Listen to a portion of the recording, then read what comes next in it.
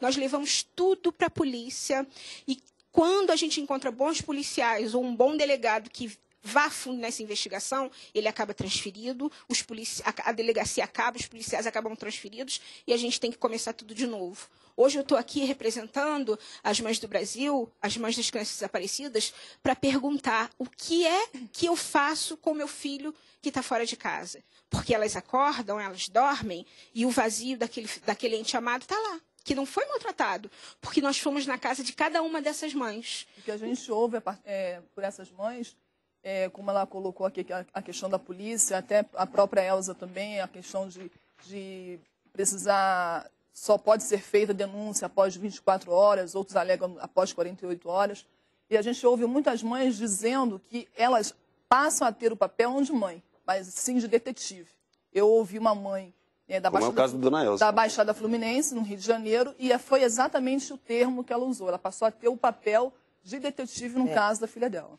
Eu gostaria de colocar que aqui no Distrito Federal nós temos uma situação um pouquinho mais diferenciada.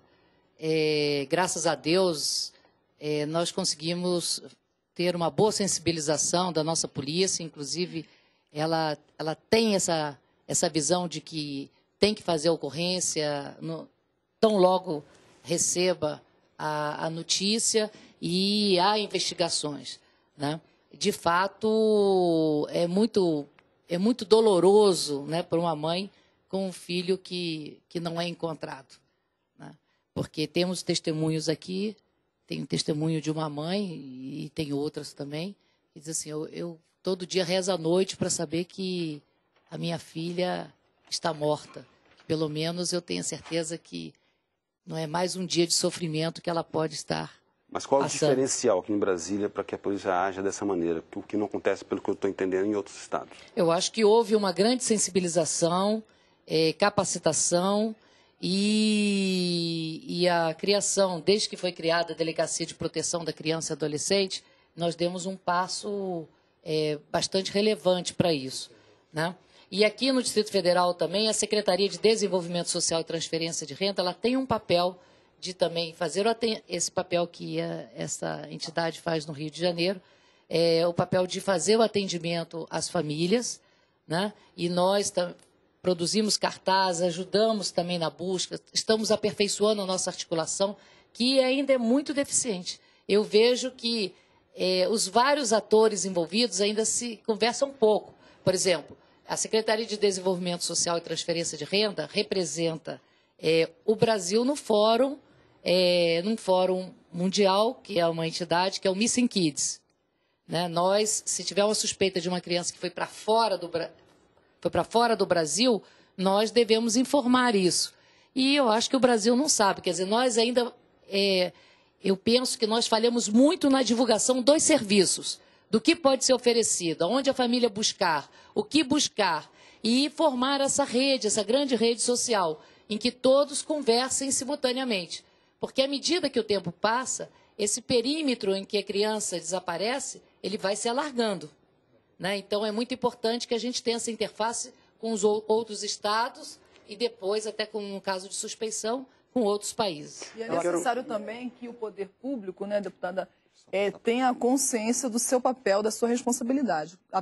O caso que ela está citando aqui, se não houver isso, né, se não tiver um sistema nacional, onde que todos estejam integrados, e aí entra o Cadastro Nacional de Crianças e Adolescentes Desaparecidos, porque o cadastro, sendo nacional, todo o sistema estadual, municipal de segurança e o federal vai ter que estar linkado. O que eu acredito é que um sistema nacional possa realmente nos ajudar muito. Porque o que acontece no Rio, Pará não sabe. O que acontece em São Paulo, Minas não sabe. E nós temos essa dificuldade toda. Quando se pede um número, nós não temos um número nacional de crianças desaparecidas, crianças e adolescentes. Eu gostaria de esclarecer aqui um aspecto que eu acho bastante importante. Primeiro, o fenômeno do desaparecimento ele é muito complexo e tem interfaces com diversas áreas e campos de ação. Eu acho que quando foi criada a Rede ESAP, já foi um avanço no sentido de existir uma articulação, né, em termos de contato com várias entidades, sejam elas governamentais ou não governamentais. Em relação à questão do motivo do desaparecimento, a gente sempre tem essa questão da fuga do lar. E, às vezes, a gente relaciona, sim, com a questão da violência doméstica. Eu tive a oportunidade de trabalhar por 5 anos numa entidade governamental aqui em Brasília com a questão do desaparecimento. E a gente percebe que existe, sim, realmente, algumas situações de violência. Não necessariamente é uma causa linear, porque a questão é muito complexa, né? Muitas vezes o grupo de iguais dos jovens fazem com que eles saiam de casa, né?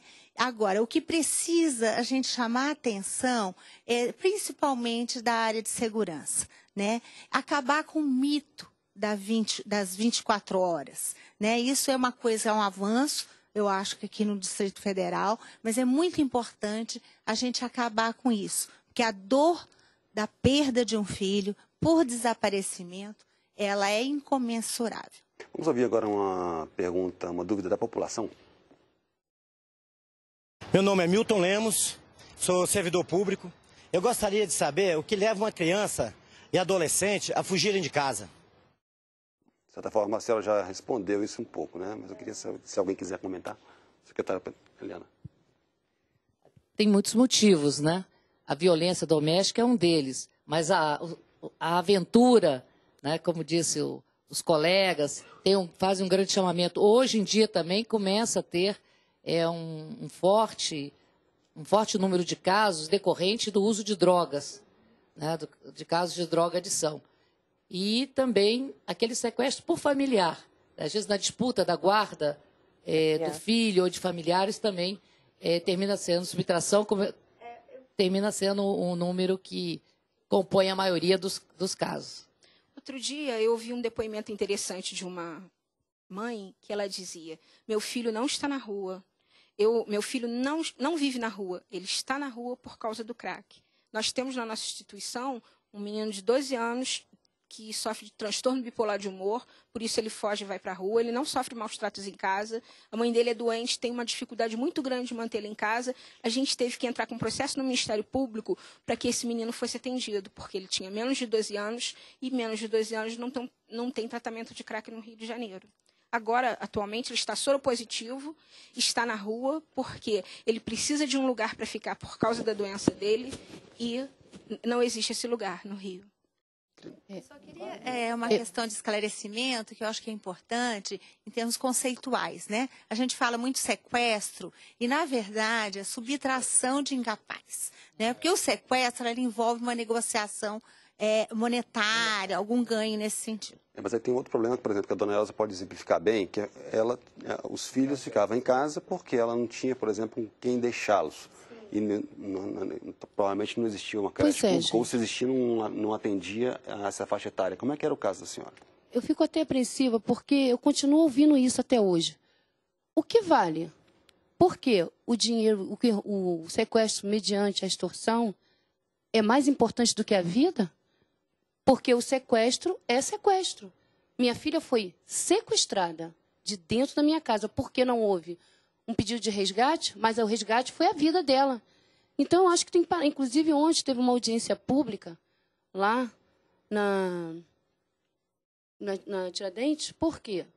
O movimento Telaís. Justamente por a gente ter vivido isso, nós criamos esse movimento que é a conscientização e cobrar do que a gente viveu.